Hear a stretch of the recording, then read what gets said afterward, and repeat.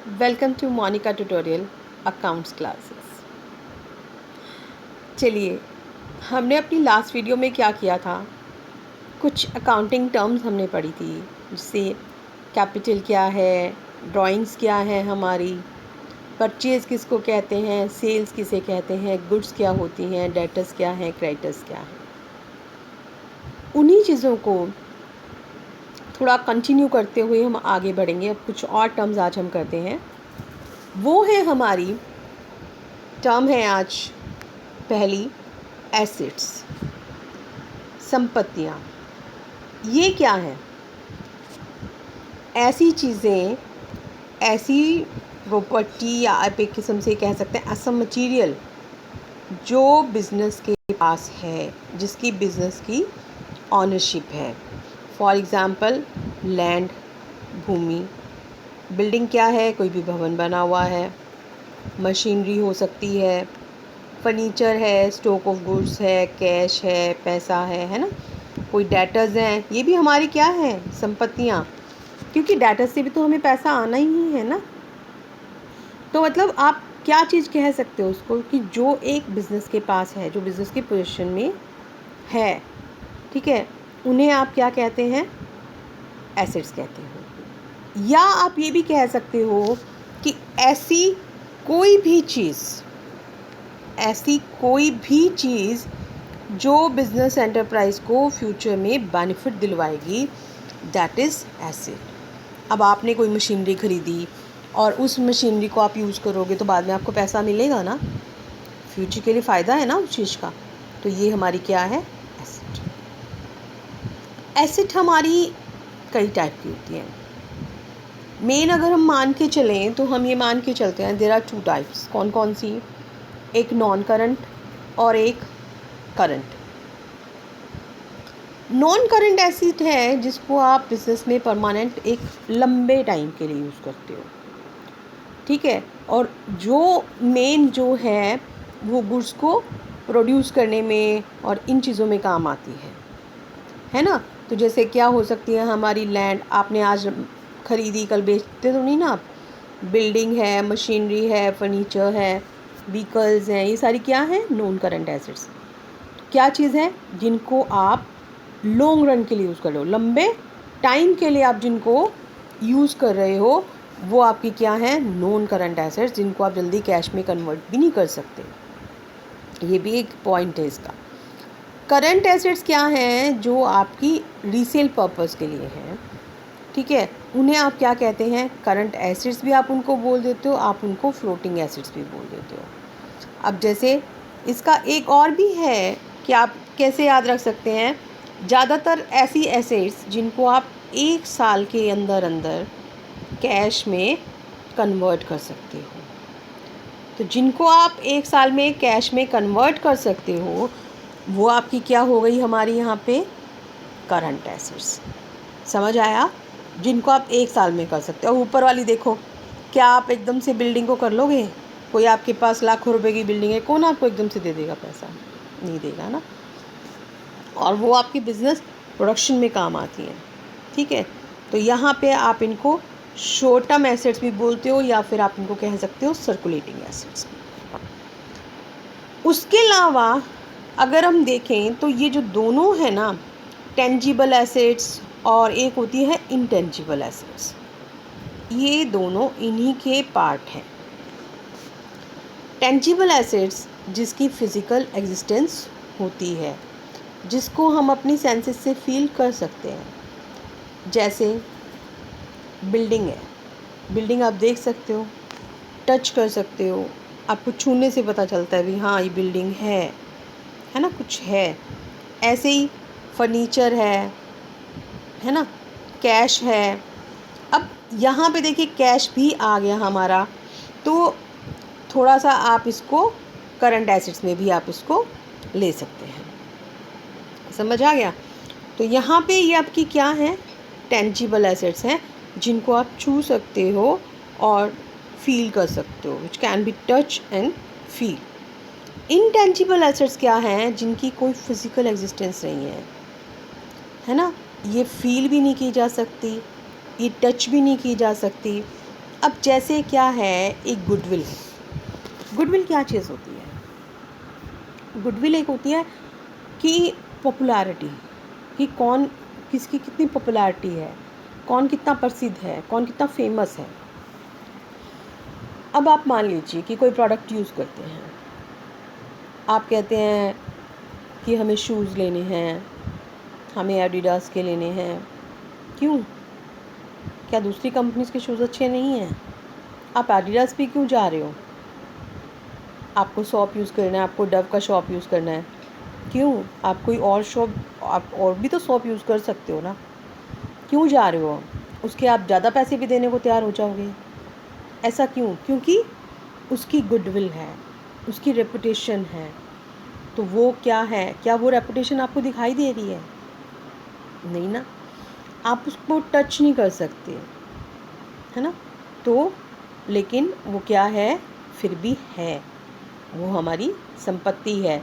एक ऐसी रेपुटेशन जिससे लोग आपके पास बार बार आ रहे हैं, वो हमारी क्या है, गुडविल है। ऐसे ही जैसे देखिए पेटेंट्स राइट होते हैं, किसी ने कोई फॉर्मूला बनाया और वो हो गया तो वो अपना ले लेता है। ऐसे ही कॉपीराइट, किसी ने कुछ लिखा है तो उसको कॉपीराइट मिल जाता है। ऐसे ट्रेडमार्क होते हैं, है ना। अब कंप्यूटर सॉफ्टवेयर वगैरह हो गए। कंप्यूटर सॉफ्टवेयर आपको नज़र आते हैं? आपको क्या नज़र आता है? आप उसमें रन कर सकते हो, है ना। लेकिन अगर हम यूँ देखें कि जैसे एक बिल्डिंग है या एक बुक है, उस तरीके से आपको चीज़ें नहीं दिखाई देती हैं। तो उनसे रिलेटेड जो आपने लिए अपने पेटेंट राइट्स, कॉपीराइट, ट्रेडमार्क वगैरह, तो ये चीज़ें हमारी क्या हैं, ये हमारी होती हैं इंटेंजिबल एसेट्स। और इंटेंजिबल एसेट्स भी जो आपको हेल्प करती हैं प्रॉफिट्स अर्न करने में, ठीक है। तो अगर हम ये कहें शॉर्ट फॉर्म में, तो हम क्या कह सकते हैं, अपनी चार भी आप मान सकते हो। नॉन करंट एसेट्स, जिनको आप 1 साल से ज़्यादा में कैश में कन्वर्ट करते हो, इनको आप 1 साल में कैश में कन्वर्ट कर सकते हो, है ना। टेंजिबल, जिनको टच कर सकते हो, छू सकते हो, है ना, और सेंसेस से फील भी कर सकते हो। इनटेंजिबल एसेट्स जो which can not be touch and can not be felt. Next term हमारी आती है लाइबिलिटीज़। लाइबिलिटी क्या है? ऐसा पैसा जो बिजनेस ने दूसरों से ले रखा है बाहर से, अदर देन प्रोप्राइटर। प्रोप्राइटर क्या है? बिजनेस का मालिक। अब आप कहेंगे कि मैंने आपको शुरू में बताया था कि बिजनेस ने जो पैसा लगा रखा है, जिसे हम कैपिटल बोल रहे थे, है ना, वो भी तो लाइबिलिटी है बिजनेस की। बिल्कुल लाइबिलिटी है, इसीलिए हम उसको लाइबिलिटी साइड में लिखते हैं। अभी आपको वो साइड भी नहीं पता चलेगी, क्योंकि उसको आगे जब मैं करवाऊंगी, जब धीरे धीरे आपको समझ में आएगा। लेकिन जो बिज़नेस ने पैसा, बिज़नेस में ऑनर ने पैसा लगाया, वो क्या होता है? कैपिटल।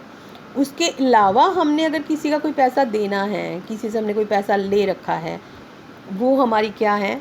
लाइबिलिटीज़ है। जैसे क्रेडिटर्स, जिनसे हमने उधार माल ख़रीदा, बिल्स पेबल। अब देखिए वो होता है बैंक ओवरड्राफ्ट। बैंक ओवरड्राफ्ट क्या होता है? सभी के आजकल बैंक में अकाउंट होते हैं। बैंक में आपके पास जितना पैसा होता है, आपके पास बैंक में है 10,000 रुपये, आपको 15,000 चाहिए, तो क्या आप बैंक से 15,000 रुपये निकाल सकते हो?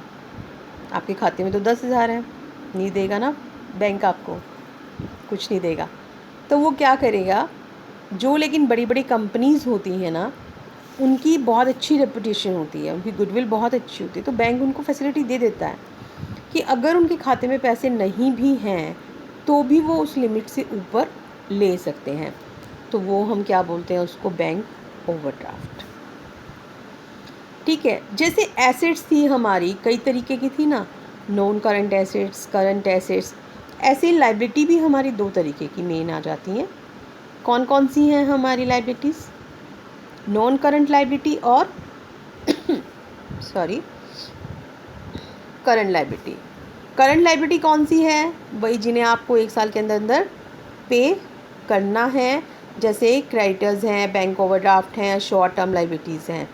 लेकिन नॉन करंट, जिनको आपने 1 साल से ज़्यादा में पे करना है, जिनको लंबे टाइम के लिए है, मोर देन ईयर। ठीक है। फॉर एग्ज़ाम्पल क्या है? जैसे कैपिटल है, पूंजी है आपकी, आ गया ना लाइबिलिटीज़ में ये। लॉन्ग टर्म लोन है ना, ये सारी हमारी क्या है, नॉन करंट लायबिलिटी, जिनको आपने लंबे टाइम में पैसा वापस करना है। चलिए नेक्स्ट हमारा आता है कॉस्ट। कॉस्ट क्या चीज़ है?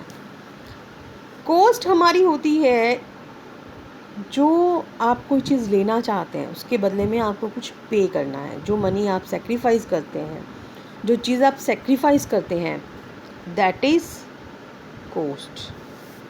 ठीक है। अब जैसे आपने बुक खरीदी, फिर से आ जाऊँगी अकाउंट्स की बुक पर ही, 400 रुपये की बुक खरीदी है तो जो 400 रुपये लगे वो आपकी क्या है, कॉस्ट है। आप मान लीजिए कि गांव में रहते हैं, आपके आसपास कोई शॉप नहीं है, आपको शहर जाना पड़ता है, शहर आने जाने का किराया आपका 50 रुपये और लग जाता है।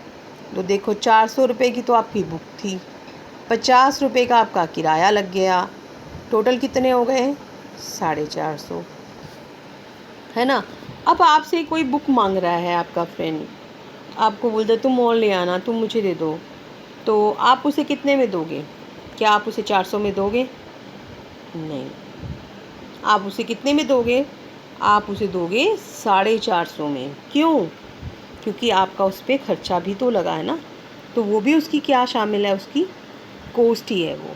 तो कॉस्ट हमारी क्या चीज़ है, जो भी हम चीज़ ले रहे हैं उसके बदले में जो हमने उसको दिया है, जो हमने सेक्रीफाइस किया है ना, चाहे वो मनी है या कुछ और है, इक्विवेलेंट है उसके, तो वो सब आपकी क्या हो जाती है, हमारी कॉस्ट हो जाती है।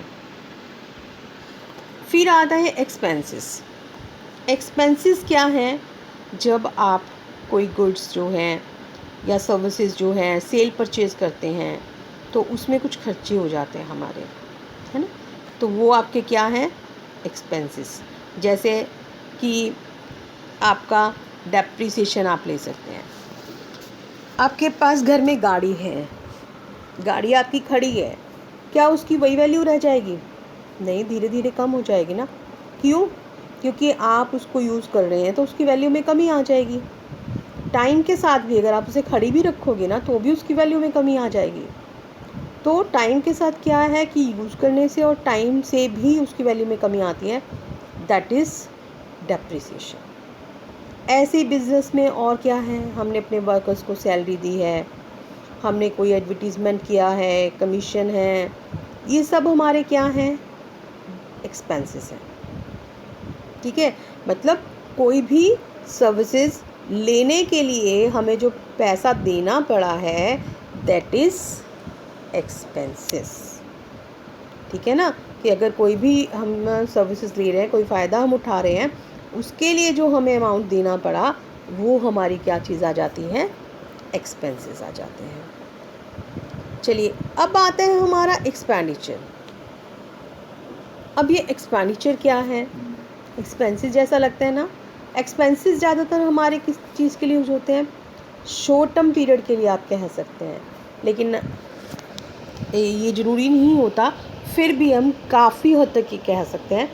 एक्सपेंडिचर जो है आपके, वो क्या चीज़ हैं कि ज़्यादातर आपकी परचेज ऑफ एसेट्स, जैसे परचेज ऑफ लैंड और इनसे रिलेटेड होते हैं। तो दो इसके होते हैं, कैपिटल एक्सपेंडिचर और रेवेन्यू एक्सपेंडिचर। जो कोई ऐसे खर्चे जो आपके कोई भी फिक्स्ड एसेट को लेने में लगे हैं, वो आपके क्या हैं, कैपिटल एक्सपेंडिचर। जिसका बेनिफिट, ऐसी एसेट्स जिनका बेनिफिट आप आने वाले कई सालों तक यूज़ करोगे, तो उसको हम क्या कह सकते हैं, कैपिटल एक्सपेंडिचर। और जिसको आपने साथ ही साथ कैश में भी नहीं कन्वर्ट कर सकते, ये भी ध्यान देना है। ठीक है, और ऐसे खर्चे जिनका बेनिफिट आप सिर्फ करंट ईयर में ले रहे हो, तो वो आपके क्या हैं, रेवेन्यू एक्सपेंडिचर। जिनका लंबे टाइम तक ले रहे हो वो कौन से हैं, कैपिटल एक्सपेंडिचर। जिनका आप उसी अकाउंटिंग पीरियड में ले रहे हैं, दैट इज़ रेवेन्यू एक्सपेंडिचर। ठीक है, और ये बिज़नेस की कौन सी उस पर कैपेसिटी पे डालते हैं, अर्निंग कैपेसिटी पे। वो किस पे कर रहे थे, वो आपकी जो भी, अगर आप उसमें कुछ बनाना चाहते हैं, कुछ करना चाहते हैं, तो वहाँ पे आपको वो फ़ायदा दे रहे थे, है ना। और ये आपको क्या दे रहे हैं, अर्निंग कैपेसिटी पे इफेक्ट डाल रहे हैं।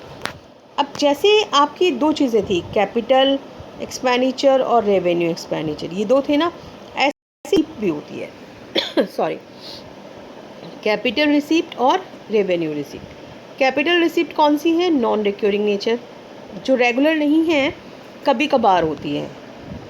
कभी कभार कैसी होती है, जैसे आपने कोई लोन ले लिया, डिपॉजिट है, कोई चीज़ सेल करी है, कोई फिक्स्ड एसेट सेल कर दी है, ये आपकी क्या है, कैपिटल रिसीप्ट है। रेवेन्यू रिसीप्ट जो बिज़नेस की रिक्योरिंग नेचर की है, होती रहती हैं, उसमें कोई वो नहीं है। जैसे सेल आपको मिली, गुड्स की आपने सेल करी है ना, तो ये आपका गुड्स क्या है, गुड्स जिन चीज़ में हम बिज़नेस डील कर रहा है वो काम तो आप करते रहते हो। आपको बैंक में पैसा जमा था, आपको इंटरेस्ट मिल रहा है, आपको कमीशन मिल रहा है, ये सब चीज़ें हमारी क्या हैं, रेवेन्यू रिसीप्ट्स, ठीक है, जो रेगुलरली एक किस्म से आप कह सकते हैं मिलती रहती हैं। तो उसे आप जैसे आप इसमें ये भी ले सकते हो कि जो न्यूज़पेपर हैं ओल्ड, अगर वो हैं तो वो भी आपकी क्या चीज़ है। अब आप लोग, इनका बिज़नेस तो नहीं है, लेकिन अक्सर हमारे पास रद्दी इकट्ठी होती रहती है, हम महीने में 2 महीने में उनको सेल करते रहते हैं, तो वो भी हमारी क्या है, रेवेन्यू रिसीप्ट्स। अगली टर्म आती है हमारी प्रॉफिट। प्रॉफिट क्या है, जितना पैसा आया उसमें से जितने खर्चे हैं वो हटा दो, प्रॉफिट हो जाएगा। अभी मैंने आपको ऊपर एक एग्जांपल दिया था, आपने 400 रुपये की बुक खरीदी थी, 50 रुपये आपने क्या किया था, उसके आने जाने का खर्चा था, 450 का हो गया। अगर वो बुक आप 500 रुपये में बेचो, कितना फ़ायदा हो गया आपको, 50 रुपये। 50 रुपये फ़ायदा हो गया ना, 50 ज़्यादा मिले। मैं अगर आपको कहूँ कि 100 रुपये फ़ायदा है, नहीं, 50 ये भी तो लग गए, तो इसको भी करोगे। अगर वो बुक आप 450 की 450 में बेच देते तो नो प्रॉफिट नो लॉस, कोई आपको फ़ायदा नहीं था। तो बिज़नेस में भी ऐसा होता है, जो गुड्स वगैरह हैं आपकी, जो भी हैं आपकी, टोटल रेवेन्यूज़ देखते हैं, टोटल एक्सपेंसेस देखते हैं, फिर जितने ज़्यादा हैं आपके रेवेन्यूज़ एक्सपेंसेस से, वो आपका क्या हो जाता है, प्रॉफिट। और अगर वो कम हो गया तो फिर आप उसको क्या कहते हैं, लॉस, है ना। जैसे यहाँ 450 की थी और आपने उसे 400 में बेच दिया, तो आपका 50 रुपये क्या हो गया, लॉस हो गया, ठीक है। तो ये कुछ हमारी टर्म्स थी जिनको हमने किया, जो आपके लिए समझनी ज़रूरी थी, तो इनको समझिए, ओके। और अगर मेरा चैनल अच्छा लगे तो इसको सब्सक्राइब करना मत भूलें।